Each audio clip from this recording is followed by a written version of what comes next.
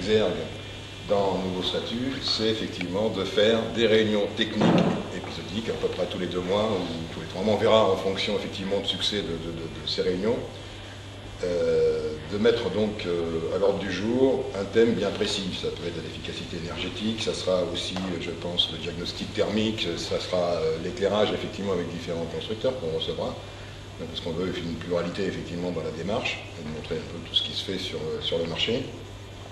Donc ça sera un des motifs pour 2013, c'est effectivement, et puis bien sûr pour la suite aussi, c'est effectivement d'amener les compétences que l'on a au travers de Philippe, puisque avec Philippe on a une compétence d'expert au niveau de l'éclairage, de les amener vers, démultiplier cette expertise vers les communes. D'où cette première réunion. Puisque 100% de notre production est en aluminium, bénéficie d'une avance technique incontestable. Alors, du mobilier urbain à l'éclairage d'ambiance, donc qui est destiné au centre-ville, aux voies piétonnes, aux espaces publics, aux entrées de ville, ainsi qu'aux boulevards, par exemple, qui sont issus de l'aéronautique, les utilisations de colle, des vissages boulonnages pour l'association du matériel pour accentuer de ces nouvelles conceptions. Vous avez quelques photographies de projets de 1975 à votre droite.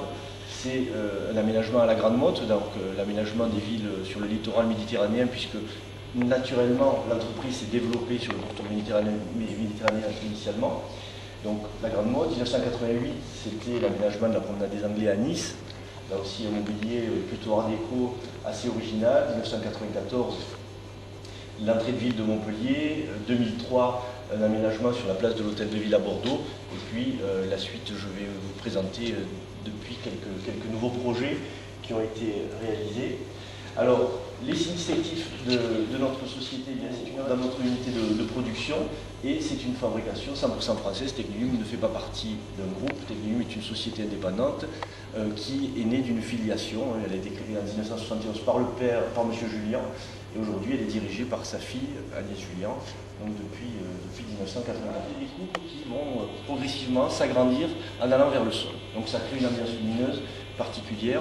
Voilà le type de mobilier que nous maritime entre autres. Donc, et les peintures accrochent particulièrement bien loin, intégrer des rails techniques qui vont donner une fonctionnalité au support, ce qui a séduit la maîtrise d'ouvrage de l'aménagement du campus, puisque dans les infographies que nous leur avons soumis, on leur a proposé d'associer au support, vous parliez de mobilier urbain, en fait on essaie de donner une vie aussi à un mât qui est plutôt relativement inerte finalement dans la ville lorsqu'il n'est pas accessoirisé. On évite à ce que le support d'éclairage ne soit limité qu'à supporter un luminaire et n'avoir qu'une vie nocturne. Voilà. Diurne, il a également une fonction, et là on extrapole un petit peu en proposant des bas, une horloge ou de la signalétique qui vient s'adapter facilement sur ces rails techniques. Alors, ces principes-là, nous les avons développés sur ce profilé rectangulaire, mais également, je continue, voilà, le projet également, c'est la même fonctionnalité. Donc ces rails techniques, en fait, qui permettent l'accessoirisation du support. Alors, en l'occurrence, sur ce projet, vous voyez, c'est relativement simple, c'est-à-dire qu'on a des petites cales qui vont nous permettre de venir associer, rajouter un projecteur parce qu'on veut souligner une frondaison, une corniche. Eh bien, on n'a pas. Le mât est prévu au préalable à cet effet. Et là aussi, on présente d'autres fonctionnalités, comme vous le voyez. Alors, on a même prévu l'adaptation de ce qu'on a baptisé lardons. Ce sont des lardons tout simplement qui viennent s'adapter dans les rails techniques. Et ces lardons vont nous permettre d'intégrer une signalétique pour la ville. Plutôt que de multiplier les supports, on voit souvent dans les centres anciens des trottoirs qui sont relativement limités. On se retrouve, on connaît tous ces situations où sur 2 mètres carrés, on a un banc, un mât, le signal, le feu tricolore et le signal et la signalétique urbaine. Mais le plus grand étant de diamètre 250, qui nous permet lui d'aller jusqu'à 17 mètres. Donc, et ce même lardon s'adapte bien entendu sur toute la famille.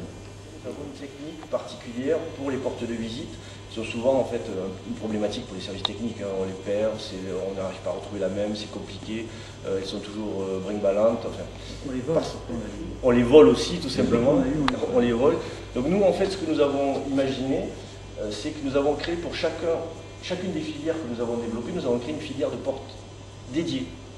C'est-à-dire que cette filière, lorsque notre technicien va usiner le mât pour créer cette ouverture de porte, eh bien, la partie qui est utilisée ici va partir au recyclage, parce que bien sûr l'aluminium est recyclable à 100% et à l'infini, sans perdre ses qualités mécaniques. On a travaillé également sur l'aménagement des terrasses derrière l'arche de la Léface. Donc là, c'est un projet qui est en cours, un projet d'intérêt circulaire, et ensuite on a tout plié en croix. Eh bien, la maîtrise d'œuvre mécanique pour justement pouvoir accéder à ces hauteurs. Il faut savoir que c'est très particulier sur ces terrasses. Les mâts sont découpés quasiment au centre. Et on passe sur une scie, c'est relativement simple en termes de construction. Pour retrouver le mât, pour retrouver la longueur de la crosse, etc. Pour refabriquer non, parce que j'ai compris qu'on avait des filières. Il y a 40 ans, 42 ans, comment on peut les tester?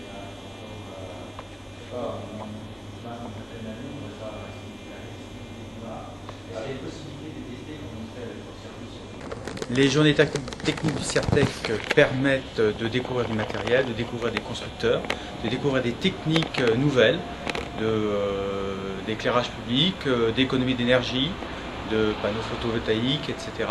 de façon à accompagner les villes dans leurs besoins et dans leurs réflexions sur l'éclairage et l'environnement.